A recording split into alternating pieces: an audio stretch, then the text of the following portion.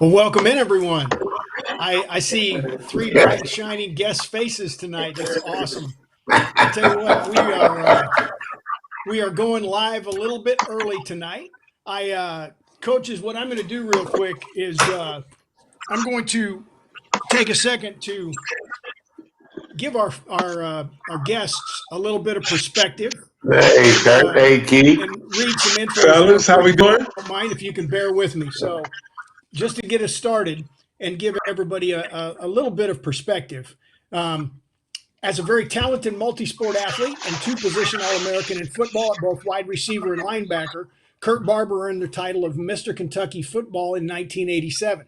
He received a scholarship to play football at the University of Southern California, where he was a 4-year letterman, 2-year starter, and all Pac-10 linebacker for the Trojans. Kurt was selected with the 42nd overall pick in the 1992 draft by the New York Jets and played for 5 seasons in the NFL. He has coached extensively at both the high school and collegiate levels, including recently serving as the head football coach of his alma mater, Paducah-Tillman High School. Keith Rucker's career at Ohio Wesleyan University was nothing short of stellar. He earned All-American honors 3 times in football and 7 times in track and field, including 1 national championship. Drafted by the Phoenix Cardinals in 1992, Keith played 2 seasons with the Cardinals, 2 seasons with the Cincinnati Bengals, followed by 3 years with the Redskins and Chiefs. For all his achievements in college, Keith was inducted into the OWU Athletic Hall of Fame in 2003. He currently serves as the defensive line coach at Capital University in Columbus, Ohio, and is the founder and president of the Reach for the Sky Foundation. The pride of Delaware Valley College, Coach Ted Cottrell was a 2-time All-American in football and 3-time All-American in track and field. He was drafted by the Atlanta Falcons in 1969 and spent 2 years in the NFL, followed by a year with the CFL's Winnipeg Blue Bombers. Coach Cottrell began his coaching career at Rutgers University and has enjoyed a storied career through over 4 decades, including 20-plus years of coaching in the NFL.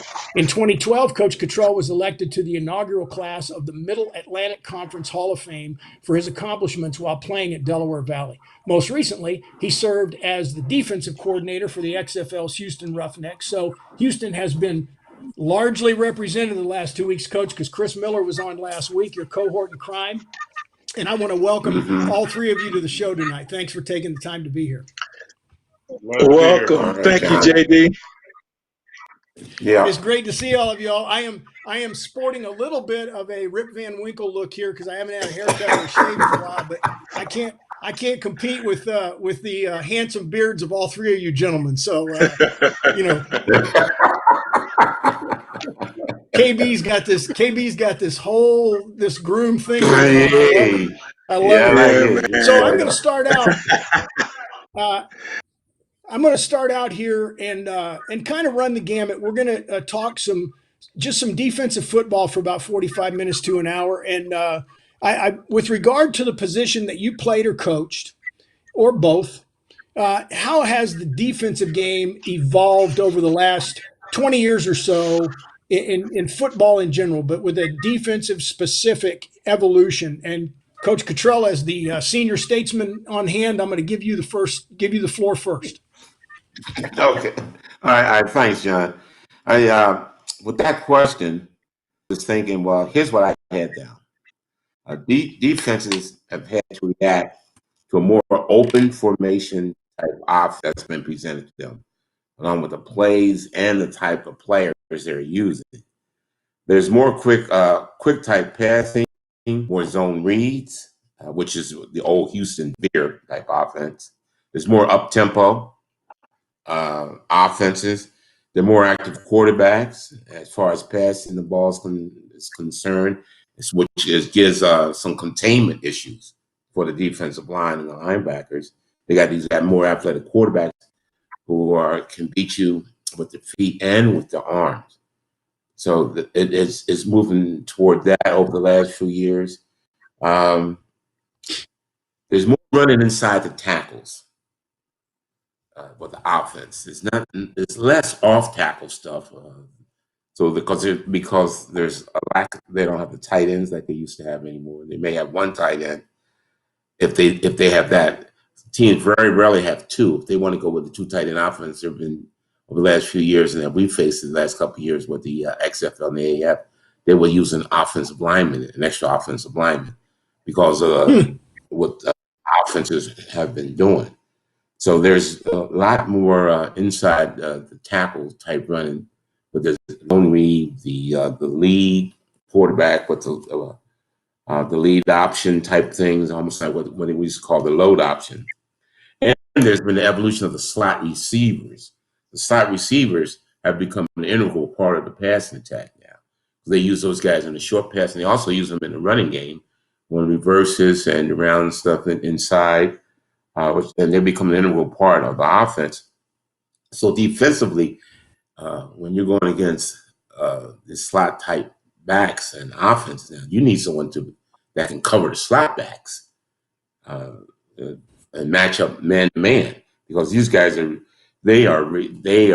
going crazy. You see them in the NFL, and those guys are starting to make a lot of money. Those slot receivers, for things that they can do. And today's quarterbacks, they aren't scanning the field like they used to. You see on the college game, they'll hold up a sign. You know, they have a picture of us, and they'll hold up and tell the guys what they have to call a play, and have a nice looking lady on there or something, and they throw the guys. They know the play, and they know the receiver. And so it's a pass, and so they don't read anything. And so this has moved itself onto the pro level, and we have seen that there's very little reading of a quarterback. So the more which leads us to, and I'm going on here, but so the guys can I don't get all my stuff out. So the guys can get it. The quarterbacks aren't reading the secondary, and the linebackers much at all. So we do a good job of disguising. They're trying to use this up tempo to keep the defense sitting back on their heels. So for the defense, well, you got to do the other thing. You got to be more active and get after them. Start running plays at them, make them react to you. And that's what we did this year, which is a huge weapon, to disguise and then get the mentality, we're going to attack the offense. We're not going to sit here and react to them. We're going after them. Now, I've witnessed all this years. The guys teaching the offenses and the quarterbacks, the experience is not there. Yep,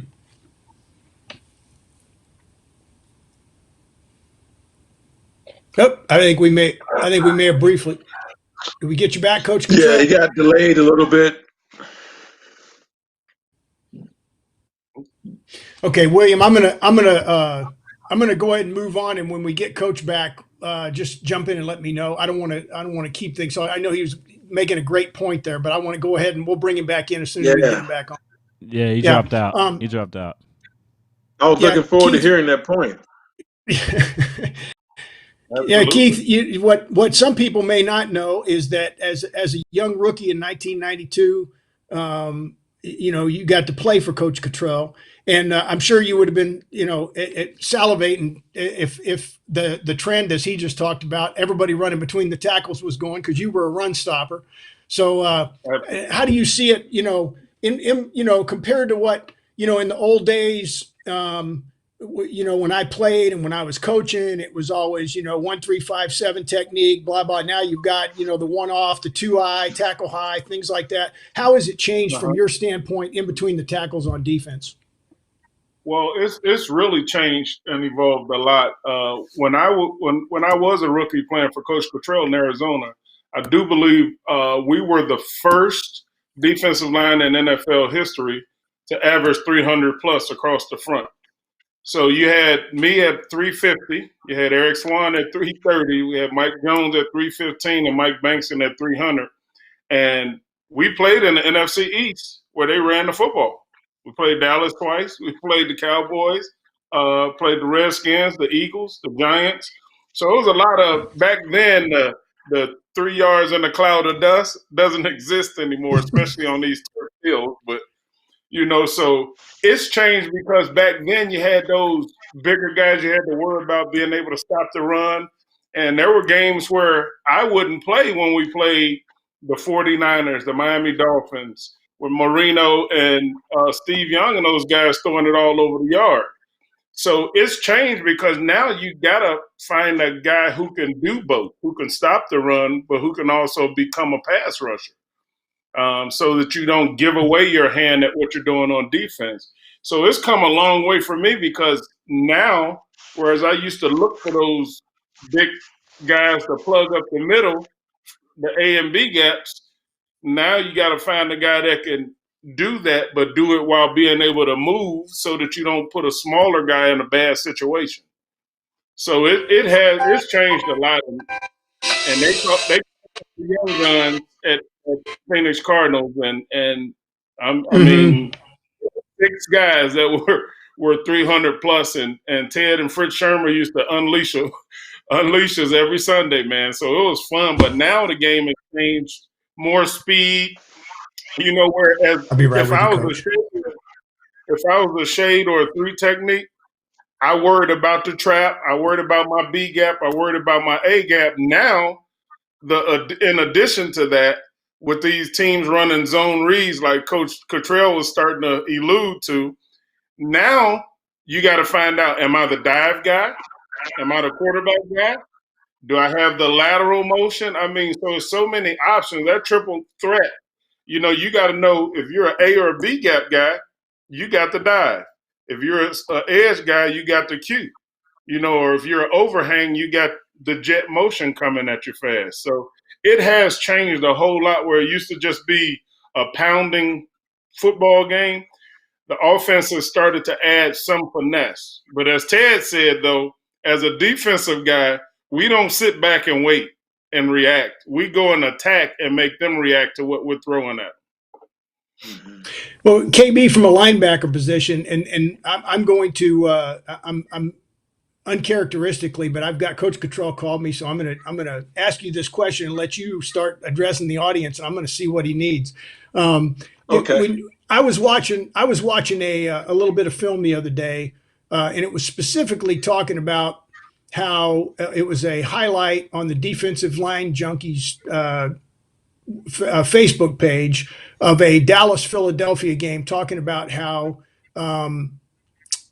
Fredericks played, I think, the defensive, played the offensive position to handle the line rush of the defenders. And one thing I noticed on there was the consistency with which Philadelphia would line up with somebody with both A gaps uncovered and maybe a guy in the 2-eye on one B side and have a huge gap, and then but they were shading 5 guys to the wide side of the field and offsetting the gap with linebackers. When you played, did you guys tend to play more of a straight up, 4-3, 3-3, 3-4, whatever, or did you do a lot of shifting and stuff both at SC and then when you got to the Jets? Yeah. During my day, playing college, late 80s, early 90s, and playing in the pros throughout the 90s, most teams were really kind of set in stone as to what they were doing. If they were a 3-4 team, like Ted Cottrell when they were Buffalo, they were a big-time 3-4 team. The Steelers were a 3-4 defense. But the majority of the defenses in the league at that time were 4-3 schemes. And those schemes tended to maintain gap integrity. It was all about gap integrity. You would do some movement, and you would move around, but really everything was based on gap integrity. And so to kind of piggyback off what Ted was talking about, really the speed has really changed the game. The speed on offense, the speed at receiver, the speed at tight end has increased, and it's really changed the game. So when you talk about all of that speed, evolution of speed on the offensive end, now there has to be an evolution of defensive end. So now you've got your inside linebackers. What I'm seeing today are quite a bit smaller than some of the guys that I played with. Mo Lewis was a will linebacker, and he was 6'2", 6'3", 250 pounds. Kyle Clifton was, 245, 250. There's Mike and Will linebackers playing today that are, in the 220s and 230s. And it's all because of speed. They've got to be fast enough to run with these running backs and receivers and be able to plug these holes. But in terms of schematics, during my day, and Keith and Ted can talk about this as well. A lot of it was more about gap scheme oriented, where if you were a 3-4 team or a 4-3 team, yes, you would do some movement, but even with that movement, you knew what gaps you had based on whether it was two backs or one backs and the blocking scheme. So I think the speed has changed defenses a lot. But it's fun to watch, man. It's fun to watch the evolution of the game and where it's headed and what they're doing today, because it is so different than what we did during my day. Yeah, it's so crazy to see older film and see guys that were doing stuff that, like, a sophisticated stunt might be a cross or a loop. And nowadays you've got guys going into a 2-eye with the defensive end with his hand in the dirt, stunting into the A gap across the line of scrimmage. I mean, it's crazy some of the stuff they're doing to disguise looks and where the pressure's coming from. So, it always cracks me up. We've evolved from Omaha to, 27's the mic, 27's the mic. So it's gone crazy on the offensive calls. Coach, you were making a point before we lost you, and I want to let you go back and grab that before we go on to the next question. Yeah, and I think I caught Keith. Keith was one of my pupils. He's one of my dudes, one of my guys. I think I heard Keith saying something about Fritz. Coach Shermer. I think I called and I used this philosophy this year with the XFL is that, hey, I'm going after the offenses. And I think it was about 80% of the time we ran zone dogs with stunts. And Keith, there was some of the same stunts we ran back there in the day. Same back. Yeah. Because and a lot of these stunts that we were using, some of the guys had not seen them, Keith and Kirk. They said those things that we used in the 90s, they hadn't seen them because nobody's, what's that? And I said, oh yeah, that's his old playbook stuff we had about 30 years ago. They weren't blocking it. So that, but really, that was a philosophy. Don't sit back and try to react to everything they do. They're holding up and saying, no, here's what we're going to do. Now you react to us. When we had a good year, our defense, we finished out of 7 categories. We were number 1 in 5 of them, and number 2 and 3 in the other 2. And I was really proud of what we had done, what we had accomplished with the XFL this year. But it was a philosophy, and we're gonna get into a couple things later on. But the thing I think I heard Kurt talking about it too was just being aggressive. Now we had in the personnel. No, we don't have the big guys anymore. The things are opened up a little bit, so you need more athleticism out there on the field. So those guys, the plugger guys, he's a run stuffer, all this and all that. They may have a little bit more difficulty nowadays. Now, they might be good if you go against a team that has a couple tight ends, but you're not seeing that much more. You see 1 or 2 times during the year, but for the most part, you're going to see a wide open off tackle. No Titans. The Titans are, if they call them tight ends, them out and they stand them up. They're big wide receivers. And so you got to match up with them. And that creates a headache sometimes. So you need some athletic, I think Kurt has said, you need some athletic linebackers out there, guys who can run and cover. And Keith, you remember hearing this when you were there a little bit with Buddy Ryan. Buddy Ryan said, my DBs, we don't call almost anything. That ball better not get outside the offensive tackles. Yep. It's not a bad idea. Keep everything inside. Don't let it get there. Don't let it get outside. He said, my DBs They don't let them. They ain't gonna ask them to do that. That ball better not get outside these offensive tackles.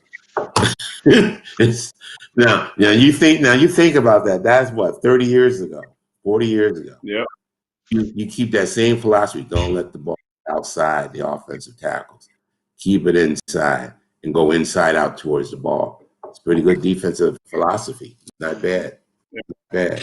Yeah, it really is, Coach. And it's funny because as you look through the generations and the progression of the game on the defensive side of the ball, I think that the thing that has become more prevalent is the idea of defensive coordinators matching wits with the offense in terms of disguising coverages, disguising looks and things, because so much of the offensive side has gotten sophisticated.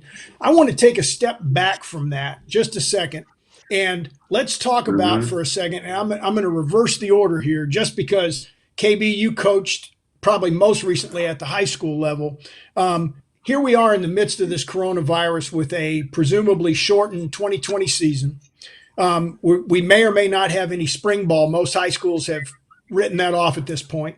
Our dear friend Deshaun Burns has been on Facebook Live every day training his athletes using his laptop. It's hilarious and it's gratifying to watch.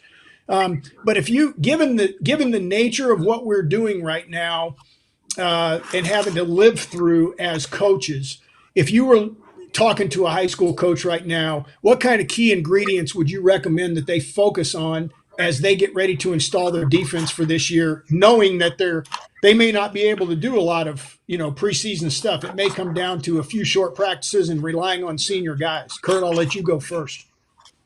Yeah, JD, we're relying on with everything that we're going through right now with COVID-19. Everyone is going to be at a disadvantage because not most people aren't having spring ball. Summer workouts are going to be limited. I take my grandbabies to the park every day. I see kids working out. Some guys are doing things on their own. Some guys are getting with their teammates and doing things. But when the fall rolls around, if we're going to have a season, my advice to a coach would be to be, for lack of a better term, to be as bland as you can be, right? For these guys to really understand their job description and what they're trying to do so that their athleticism can take over, but to start out being bland, and as the season progresses, then you can build on it. But I think you got to get back to the basics because everyone's at a disadvantage. No one has been able to train the typical way of training that you've had over the spring and the summer. Everyone's at a different disadvantage, and I think being able to be simplistic and build on that as the season goes, in my humble opinion, is the best way to go. Yeah, I've heard it said complexity is the enemy of execution. So, Coach Rucker, what are you guys doing at Capitol right now? I mean, I know I was just up there a couple months ago, but I didn't get to see any football stuff. What are you guys doing internally with your program right now to kind of get through some of this? I think the biggest thing, JD, is the communication and expectations. Like Kurt alluded to, guys can't go to gyms and work out in groups. They can't do, everything is virtual right now. So basically what we're doing, I talk to my defensive linemen, all 15 of them, twice a week, and I talk about their workouts, the workouts we've sent them. Most of the stuff we've sent them are things they can do at home, they can do individually. And then I think the communication piece for me is making sure that they're not just telling me that they're doing it, but they're actually doing it. But like Kurt said, we don't know. We won't know until we see these kids, and everybody's on the same playing field on day one because there's nothing there. We've even set the challenge out. We've appointed. I got 3 guys I appointed leaders in my classroom without telling them, and they're in charge of 4 other guys, and they are to communicate through Zoom, conference calls, FaceTime, whatever they need to do to check in on each other. So if us 4 on this podcast right now are If I'm the leader of this group, I'm gonna say, hey, tomorrow we're gonna all knock out 25 push-ups. But everybody's got to take the video of them doing those push-ups and send them to each other. So it kind of gives some accountability, but at the same time, it kind of lets you know if a guy's really doing what they're supposed to or not. So that's, and our hands are tied other than that. Hey, Coach Cottrell, you know obviously have spent more time at a little bit different level than we're talking right now, but you know with your depth of experience in the time that you've coached guys and had different guys come in at different levels of fitness, different levels of understanding, and all that kind of stuff, how would you approach that if you were talking to some young high school coaches that were installing? Are you more inclined to say keep it simple as well? Well, Kurt, KB, I wrote down some things he said. All right, I'm always taking notes, no matter who's talking.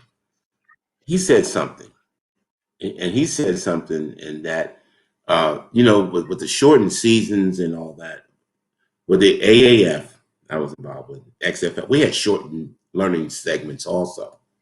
We get guys in at start of December and have a couple weeks, and then we come back in January, and we're playing a game February, the second week in February. That's not long at all. We don't have any OTAs. We don't have any MTAs. I call MTAs, ATAs, all kind of A's like they have in the NFL. We don't have all that. The spring ball and all that. We don't have all that. But Kurt said something, and I stayed with it when I became a coordinator there. I said, I'm going to pick out the things that we have played over all the years I've been there. The defense that we played and we're good at, and we're easy for everyone to learn, and they were adaptable to all different categories of personnel groupings. 1 personnel, 12, 11, 10. And so you get that, and then you say, okay, it's bland, like Kurt said, but they understand it. And they have their basic idea and fundamentals how to play it. So you get to this thing, this philosophy, and I had mapped out all the years and keep on some of the defense. We didn't never even, they look good. We never played the damn things. So why are you gonna spend all that time teaching it? So what defenses did we play? A lot of. What were we good at? And Keith said something about execution. The other one, communication. Where can we get all this stuff communicated? And it was like, I came down, it was like 3 to 4 defenses that were conducive to 21 personnel, 12, 11, 10 with my base defense. And that's what we did. And then that way, all the guys understood it. If you can count to 4, you can play the defense. Absolutely. You can count to 4, you can play it. 1, 2, 3, 4. I think everybody can do that, just about. But you teach them that and then go play. It was bland, Kurt. They understood it. It was just getting basic football that they could play, and they could play it fast, and everybody stood it. It wasn't all this complicated schemes called. If they hit something, a short pass, well, they doing this. Okay, well, okay, next play. We can't stop the damn thing. You can't stop. Oh, they got that one, but now something, like I said, run at them. So you can't sit there and get so, like John, I think you mentioned, so complicated and sophisticated that the guys are sitting back and no one knows what anyone's doing. Mm-hmm. These basic defenses, you're supposed to be here, you're supposed to be there, supposed to be, get your butt there. And everybody understood it, and everybody could play it fast, and that was the effective. It was bland, Kurt, but it was damn good. It was good. That's right. Well, and that you make a great point. because at the high school level, I think so often, and a lot of the guys that I watch and that I read and talk about with regard to the people that are either on Facebook groups that deal with football or local coaches that I know and watch, talking to local high school coaches. It's the single biggest dynamic that most guys talk about, and the difference between high school football and college football ultimately doesn't boil down to schemes. It boils down to the fact that in high school, you got to dance with who brung you. You know, you've got a set of guys to work with. You don't have a recruiting platform to go out and get guys to recruit to your scheme. Whereas in college, to the greater extent, certainly for the larger schools, you can recruit guys that, you know, fit your scheme. So if you need a certain type of player to play the Mike linebacker, you can get that guy who's the Kurt Barber at USC, who's 6'4", 245, you know, and runs with world-class speed. So it's a little bit different. So Keith, I ask you as a coach, if you were putting together a program that, you know, a high school team in particular, and you may be in this situation, I don't know, at Capital, but a program that lacked experience, what kind of scheme would you look toward based on what you've played and coached to have as a base scheme, regardless of what kind of front you're facing as an offense? Well, right now we are in that framework right now where we're installing a new defense because I have so much inexperience on the line, and then our linebacking core is not very experienced as well. So if your first two levels ain't good, you got to fix something quick. And we dealt with that last year. You got to pray. You got to pray, Keith. You got to pray.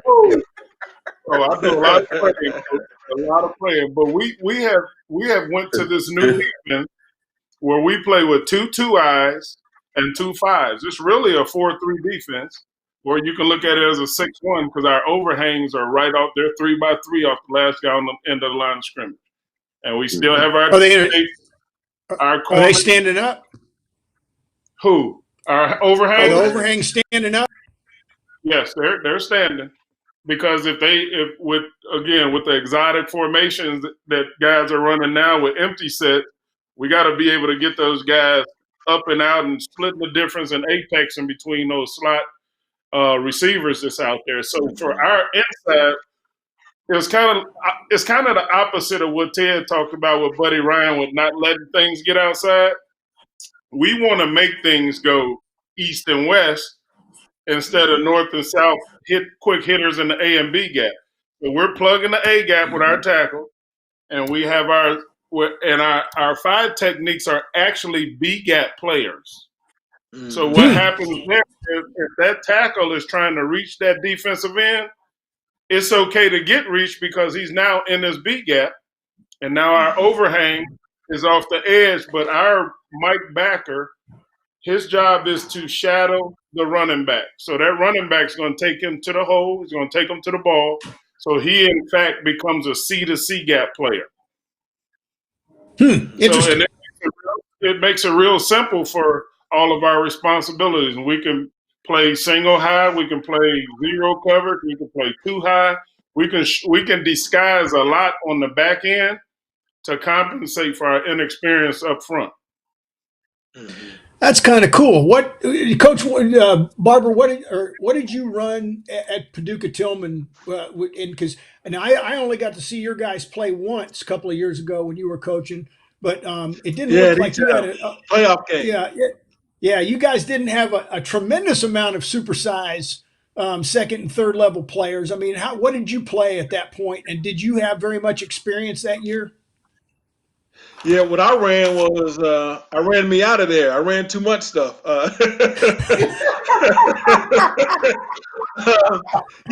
know what? It's really interesting, and it's in hindsight looking back. And I know these gentlemen can understand what I'm saying. As we talk simplicity, how important simplicity is, so that your players can be confident and their athleticism can take over, what they do best can take over. As a coach, someone that has the amount of experience that Ted has and the amount of experience that Keith has, It's really difficult. It was difficult for me to go into each game and be basic, knowing all the stuff that I know. And so I would tell myself, hey, we got two coverages, let's play these two coverages. And I would watch the opponent on film going, oh man, we can do this coverage, we can do that coverage. That'll work a whole lot better versus what they do. Well, that sounds good in theory, but throwing something new at some high school kids who were very marginal football players, it ran me right out of town, JD. You ran me right out of town, brother. so being simplistic can be a difficult thing when you have a ton of experience. I've coached all of the coverages. I've coached the hybrid coverages, 1 through 4, 6, 9, all of them. And so to show up every week and just run cover 2 and cover 4, that's real boring. It was real boring, man. And you see things on film that you want to take advantage of, but the key thing is, can your players execute? Can they execute? And I think that's a challenge for us as coaches when you have the kind of experience that we have. Yeah, I can understand the frustration because, as the old saying goes, coaches coach and players play. And if the last year that I coached high school ball, we had the man for man, pound for pound, the single largest offensive line in the county. We played 8-man football, small Christian school. And compared to the big schools, all the class 2, 3, and 4 schools in our area, we still had the largest line across the board. But I had the least amount of experience. So I absolutely understand, the frustration, because you have to allow the guys you have to put them in a position to maximize their potential and their abilities without overloading their brain and causing them, to have execution issues because they're confused about what you want them to do. So, right. Coach Cottrell, when you talked about a minute ago, in that same vein, you talked about with both AAF and the XFL, you basically had that shortened season, what high school coaches and college coaches are dealing with now. Did you find any little, and I realize there's a little bit different level of sophistication of the athletes you're working with, because some of them do have much more of an understanding and more experience, but what did you do in terms of techniques to help them keep it simple? Was there something that you found that was simpler to be able to communicate a certain way or simplify a certain scheme that helped out on defense? Yeah. In our base, we ran a basic 3-4, but getting back to what I picked up on what Keith had said earlier. Keith knows I am, because I coached him. Every day we did certain drills every day. That's hands. Start with the hands drill. Keith knows the story, and he was the one me in line told me, "Hey, Coach Ted, we got to keep doing this." All right. So we had a technique.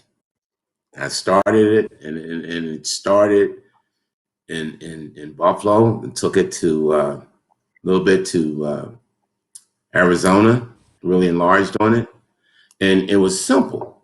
And we had talked about, Keith's talking about the A gaps, and he mentioned something about the 5 technique being reached, but no, we said, if you take that offensive tackle and you stay as square, if you're on defense, you stay as square as you can be, and you knock his butt back, you are not reached. You are not reached. So we had our knock 'em back techniques off our 3-4. If that guy in front of you moves, you can hit him as hard as you can and knock his butt back. It's a what? Take him and run him back to the quarterback as deep as you can get him. But use your hand technique, get your extension, run your feet, keep your level, and move that offensive lineman back as far as you can move him when the ball is snapped. A couple guys, they come in, oh, no. No, it's simple. It's you against him. If he moves, hit him.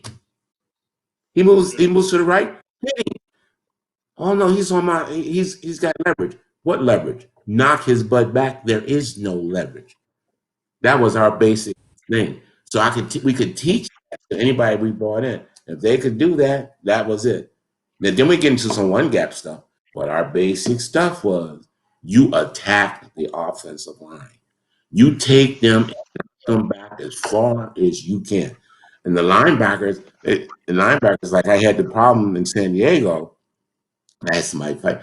But the linebacking coaches here, when I was at the Houston Roughnecks, I showed them what to do. I said, this is easy for the linebackers.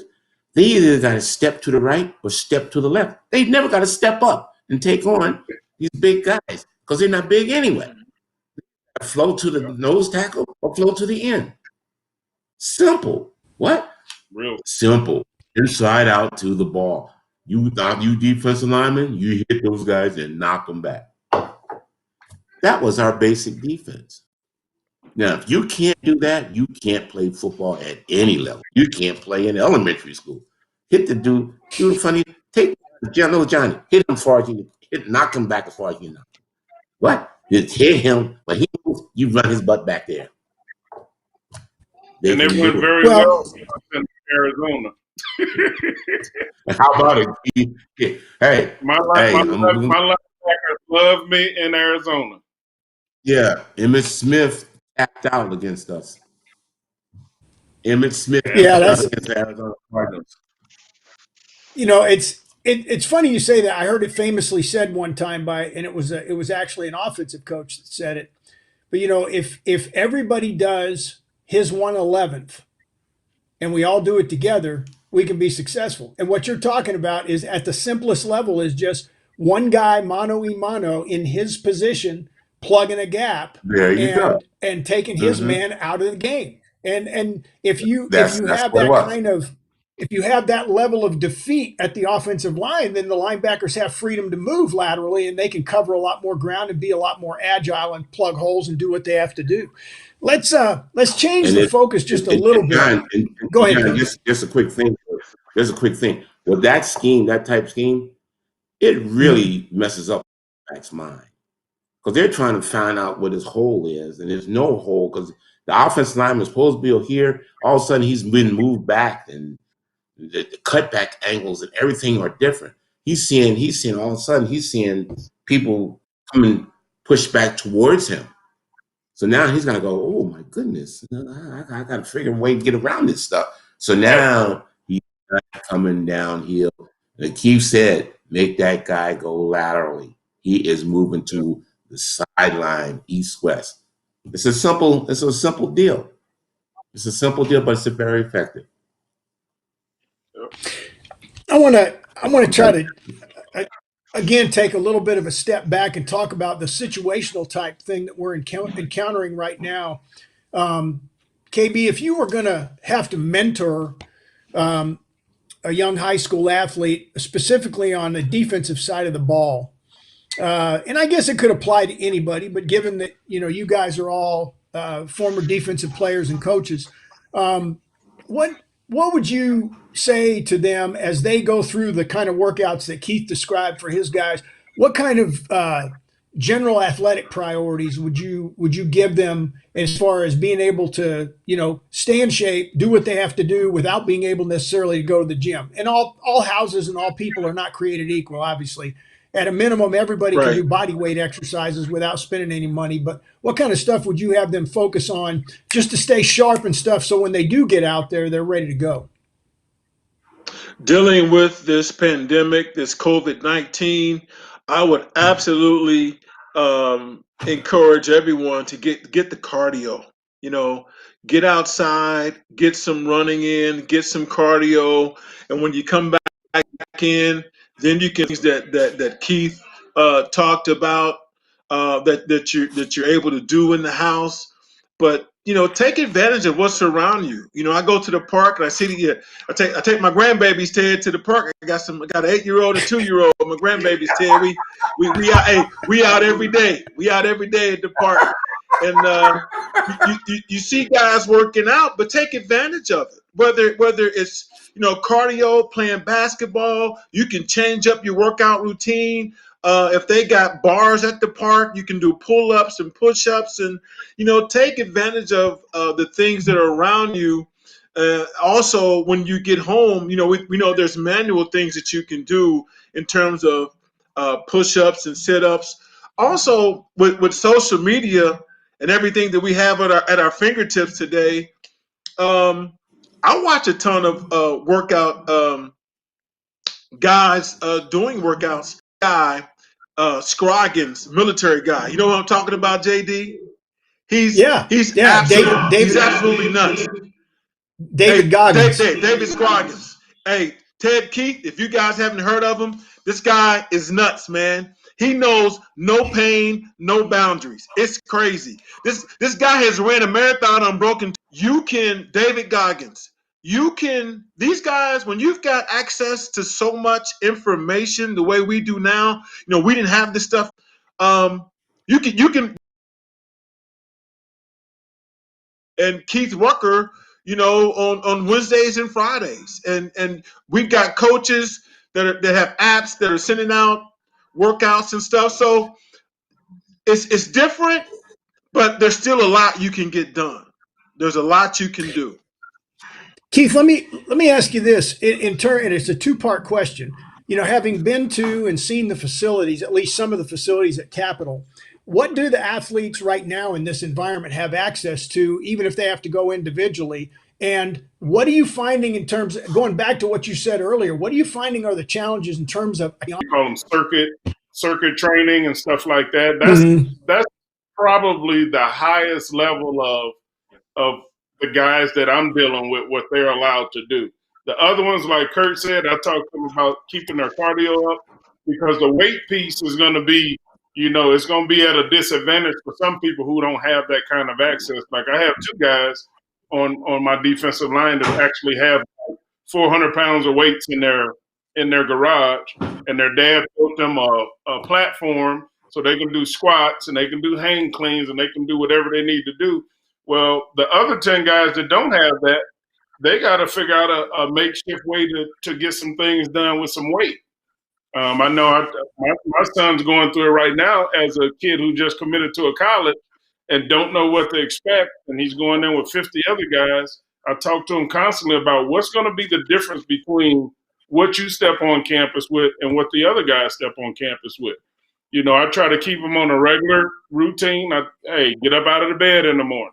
You don't need to sleep till noon or 1 just because school's done. Little things like that, because what that does is that changes your body.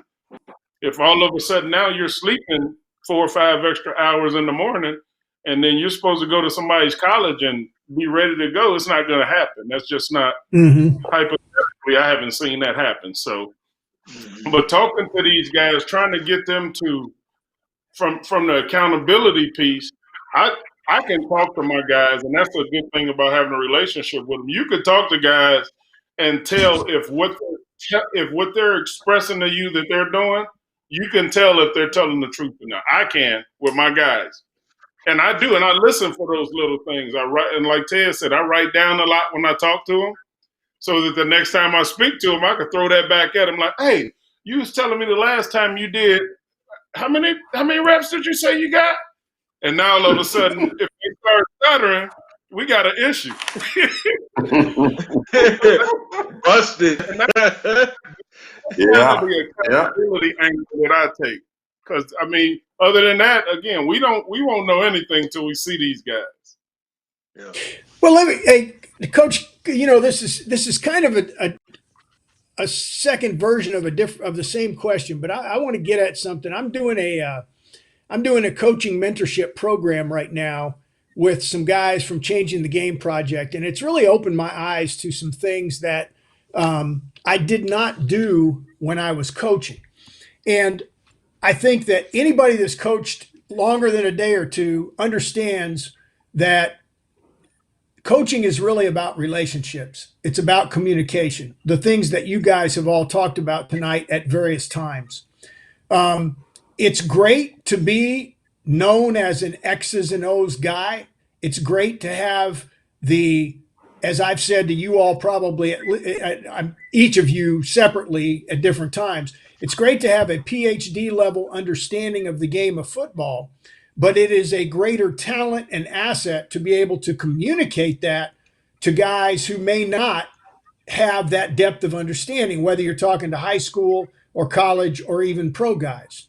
So when you start talking about getting up to the level you've been at pretty much your whole adult life, Ted, what do you think are the keys? I mean, it's one thing when you're communicating with a group of 10-year-olds or a group of high school juniors or a group of college sophomores, but when you're talking to grown men, professional athletes, guys that are wanting to play at the highest level, what do you find from the standpoint of communication and relationships goes farther than, about just being able to sit back on your laurels and say, hey, I've done this and that, and I've called this kind of defense and so on and so forth?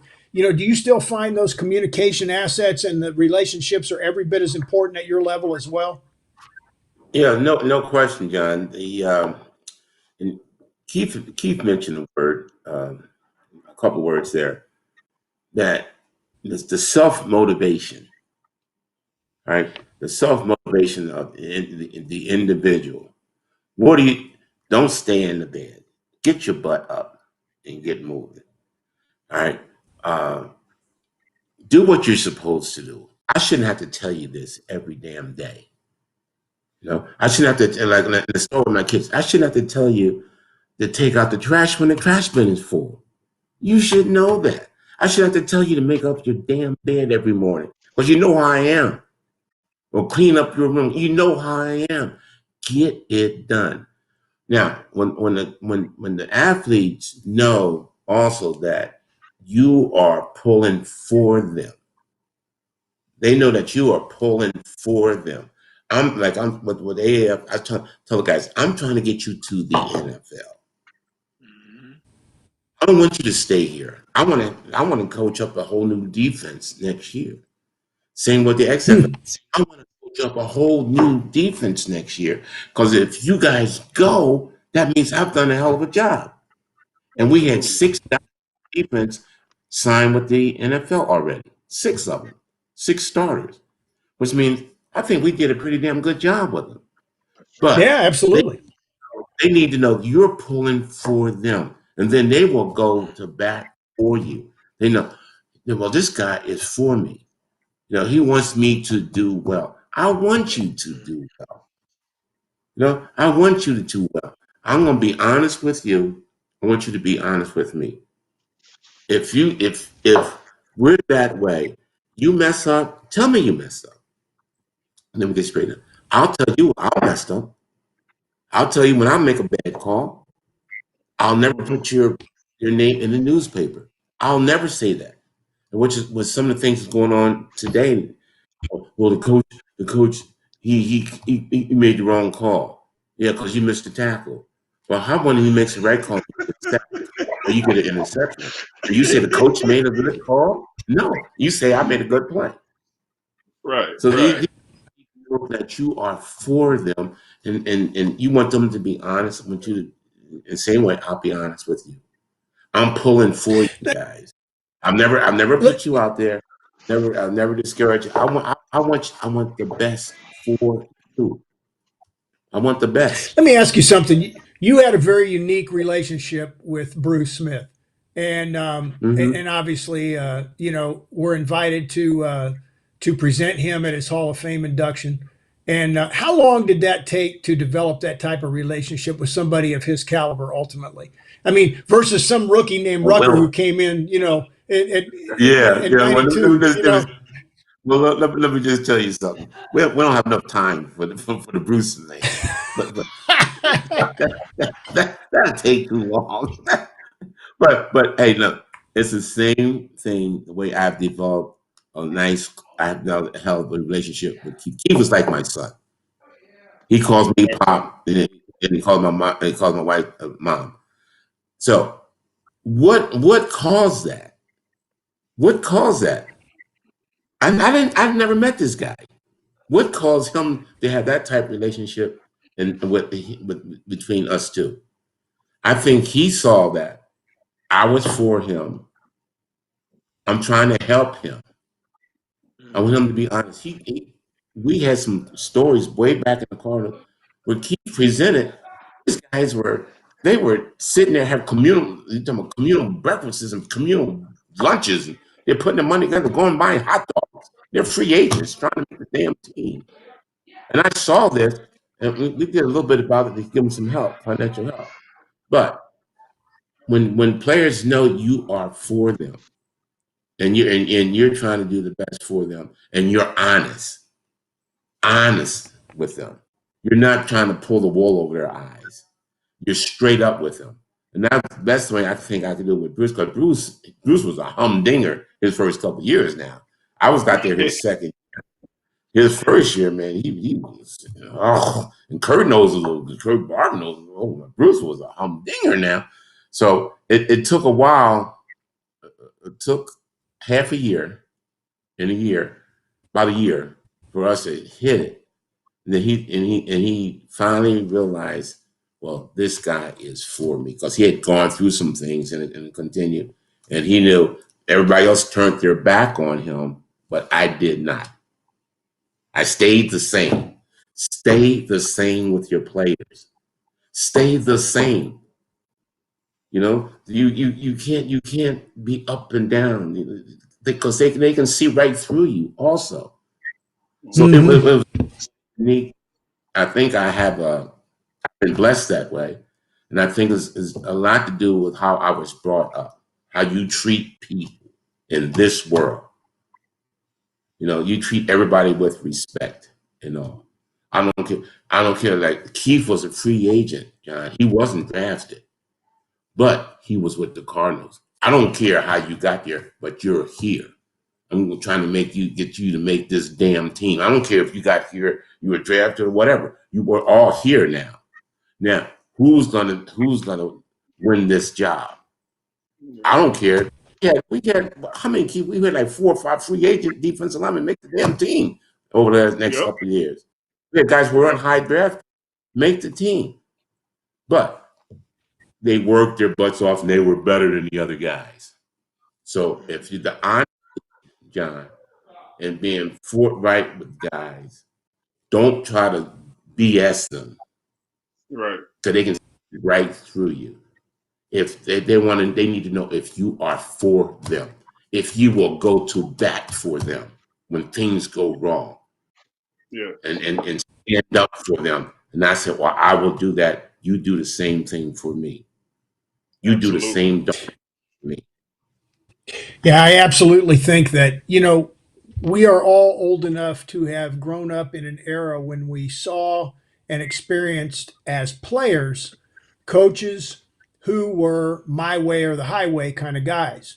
I can honestly remember in fourth grade losing a football game and having my coach hold a practice on Saturday afternoon after the game and ran our tails, yelling phrases like "water is highly overrated. Let's go, you know."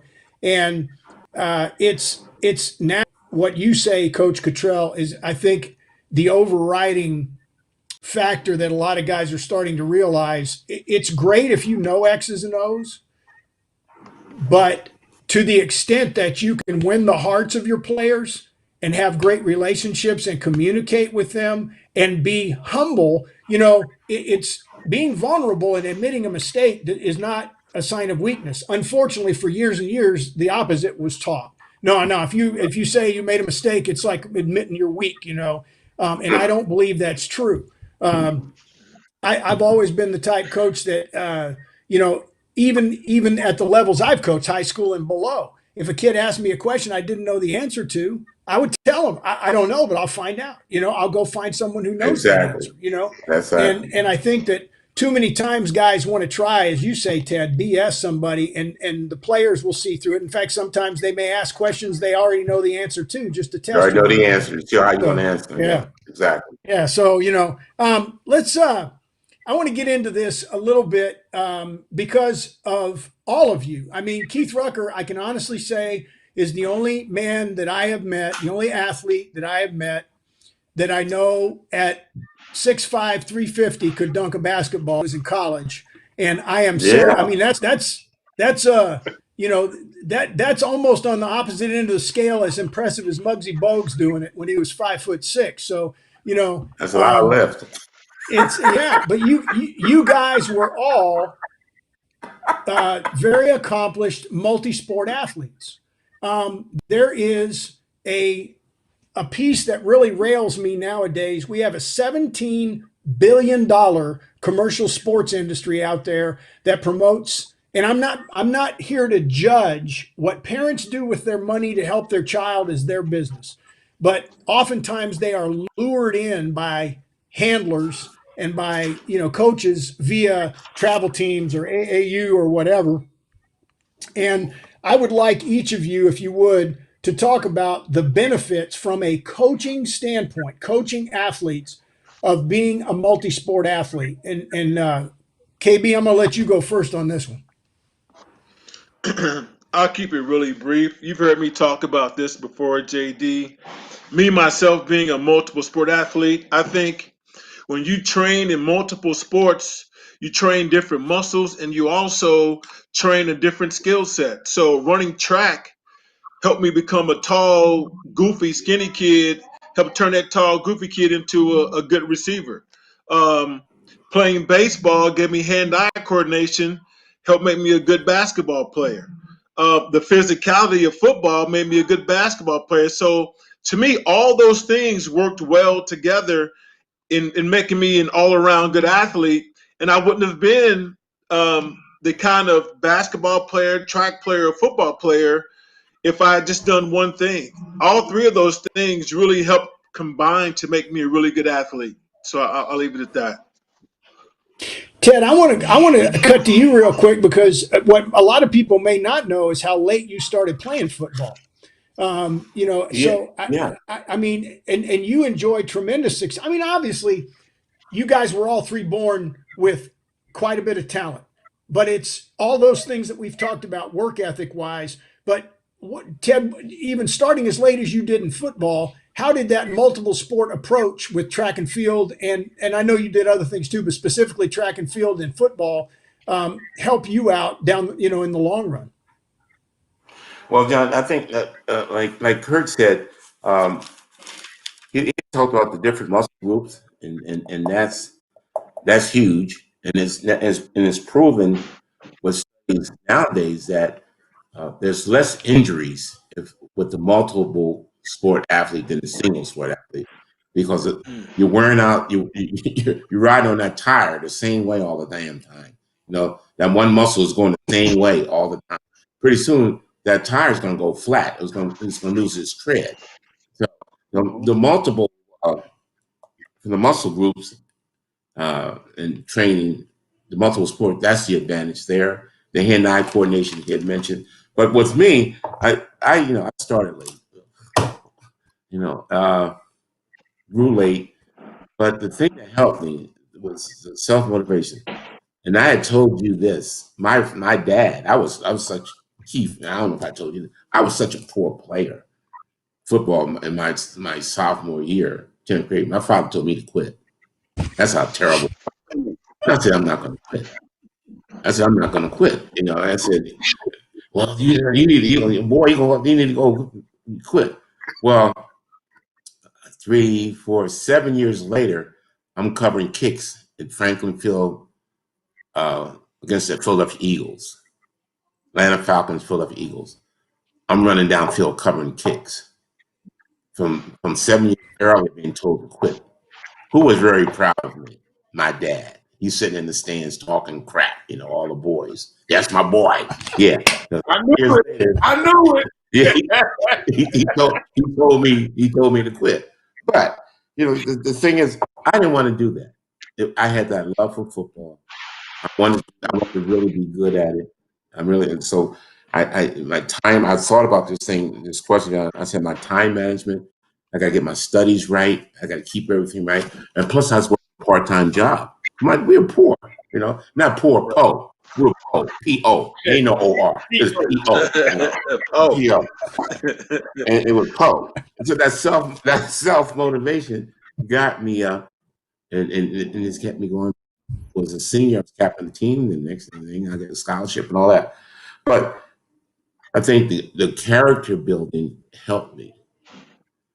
Going through all of that helped me. Hey, I want to be good at this. Yeah. Football's not easy. It's not easy. Everybody can't play this. You know, you got to be great. You got to be crazy to play it. You start in the heat of the summer, you go to the cold of the winter. You're running up hills. You're lifting all these weights. You're doing all this crazy stuff. You're flipping these tires, and you're running backwards. You know, you put a helmet on, you put pads on, and run into each other. God didn't make our bodies to do this, but we love the game. We love doing what we're doing, and to be good at this, you work at it.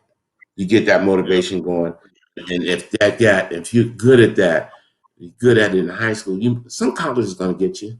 They're gonna find you, help you. Come help me. Come help us. Come help us. You'll be Division I, Division II, Division. I call Delaware Valley Division III AA. 3AA. We had 1,200 students. Now they've grown to 2,200. It really expanded. But hey, if you're good, people will find you. They'll find you. I went there. I'm going to education. I had this motivation. I'm going to be good. I'm going to be good at this, and I'm going to go all. I'm in. Don't go into this game half-hearted. You want to be good at this, you got to work your butt off. You yourself, put your heart and your soul and your mind into this. If you don't do it, don't do this. Don't even try it. Go play some Madden games. Go play something else. Don't play this football. It is too hard. But if you love it, you want to be good at it, go for it. You have a talent, use it. You have a talent, use it all. God gave you this ability. He gave it to you. Well, use it. Don't go halfway with it. Use it all up. Use all your talent up. Be good at this. Be good at anything you do. But if you're going to be good at football, use your talent to the max. Don't cut it short. I know Quentin Smith was probably sitting there nodding his head a minute ago. He texted me about 15 minutes ago and said, "Hey, I see this is a defensive show tonight." And when I was interviewing him in Houston, he said the exact same words you did, Coach. He said, "If you're good enough, if you can play, they'll find you. You know, it doesn't matter where you are. Yeah. If you can play, they'll find you." Yeah. So we found Keith. We found Keith out there in that little house over in Ohio Wesleyan. Yeah, we found Keith. I'll give you the last word on that piece. What do you think from a multi-sport standpoint? What else? Anything that the two other guys have said, or that you want to add on to, or reemphasize in terms of your experience playing 3 different sports in college? Absolutely. Big thing for me, John, is being a multi-sport athlete has bridged so many gaps for me. There's 2 times I was the only black in my high school, but because I was an athlete, I was accepted. Changed the entire outcome of how it could have been. How they my brothers and sisters who didn't want to go to this school and stop going, but I kept going because I was an athlete. So it's bridged those kind of gaps. It's also bridged gaps for me where growing up, I played, south suburbs of Chicago, we had some true ballers in that area. And I wasn't a great basketball player, but all my friends did it. But I was good at football, and some of them weren't as good at football. And some of them played baseball. And as I got older, I continued football and basketball because it was seasonal back then. Now everything's so year-round, you know, you kind of got to choose a time when you're going to connect from one sport or one activity to the other. Then as I got to high school, I picked up on shot put and distance because I was a big guy. I wasn't fast, but I could throw the heavy ball pretty far. And so, and that kind of gave me my segue into continuing to do that in college. And again, we losing my scholarship at Eastern Michigan and ended up going to Ohio Wesleyan. And the connection and those resources that brought me from losing the scholarship, sitting at home in Chicago, Illinois, to Delaware, Ohio to go to school was about my athletic ability but it was a vehicle. It was only used as a vehicle to get me where I needed to go, and that was to get back into school. So then I got there, and I don't know if I ever told Ted this story. As my first year at Ohio Wesleyan, when I reported there, I was 414 pounds. And I said, I'm not doing football. I'm not doing sports. I'm just coming here to go to school. This is my second chance. So I started kind of getting in shape, playing some noon ball, getting in a little shape, playing some noon ball, hanging out with these athletic kids and getting back into that athletic atmosphere. So I dropped some weight. Coach baited me into coming out for track. He was like, you don't even have to come to practice because I threw further than all other 5 throwers he had already. And so I started going track. And in my first meet, I qualified for nationals. And the rest is kind of history. So I started getting in better shape, and all of a sudden summer hit. Then I was doing football again. And then the basketball coach, who's actually the head coach there now, he was an assistant when I was there. He was monitoring intramural basketball. And he was like, man, you need to come out. I'm like, man, dude ain't going to let me come out for the basketball thing. And he said, yes, you will. I said, if you can get him to say I can come out, I'll come out. And I'd be damned if a week later he didn't call me like, hey, Coach Mahaffey said you can come out. I mean, they bought me a uniform. Now, the first 2 weeks of the season, though, I had to play in my track uniform. With medical tape on my back. I'm thinking guys patting me on the back. They rubbing my tape back so my numbers stay on my uniform. You know, and this we talked about when you came to Capitol, John. One of the big things for me with a multi-sport athlete, you know, the kids are doing something all the time. So when I played, it was year round.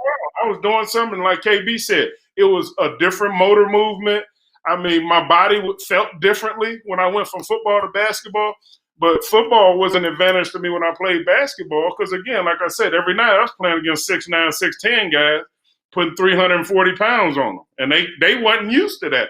But the physicality of football allowed me to. And then the power, the core work, everything I've been doing took me in the track.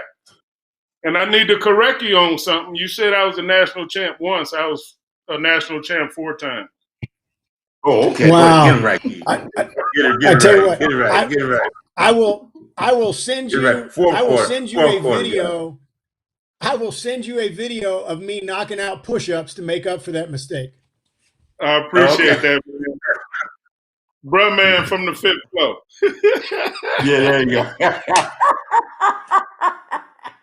What, guys? With respect to everybody's time, I cannot thank you all enough for taking the time to come on tonight. We've been going at it for about an hour and 10 minutes now, and I try to keep these things, reasonably short. For anybody that wants to hear an absolute phenomenal story, I would highly encourage you to go to Coach Cottrell's interview. It's on every streaming platform. Listen to his interview about how he got his first job in the NFL with Marv Levy after having been the coach at Ruckers when they were facing the University of Alabama. It's a great story.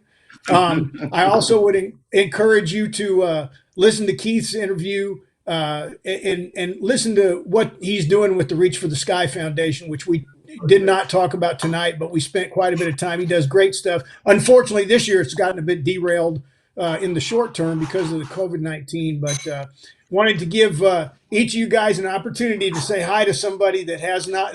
She's been patiently sitting here watching. So Miss Julie was in the background. Hi, Jules. How are you? How are you?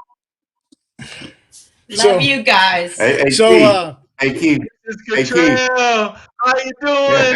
Mrs. C? What's up, Mama C? All right, so guys, you guys have a great evening and stay safe. Make sure you're washing your hands good and then doing whatever you need to do to stay safe and healthy. And Keith, good luck with the upcoming season. KB, keep track of the grandkids, and Coach Cottrell, just enjoy the time off for a change. Yeah. Thanks. Yeah. All right, love you guys, man. It's always a pleasure. Bye, guys. Hey guys, Right. remember, Bye-bye. if you're out there doing stuff for football, make sure you're doing it for the good of the game. Take care and God bless. That's right. That's All right, right. man. Bye-bye. Thank you, JD.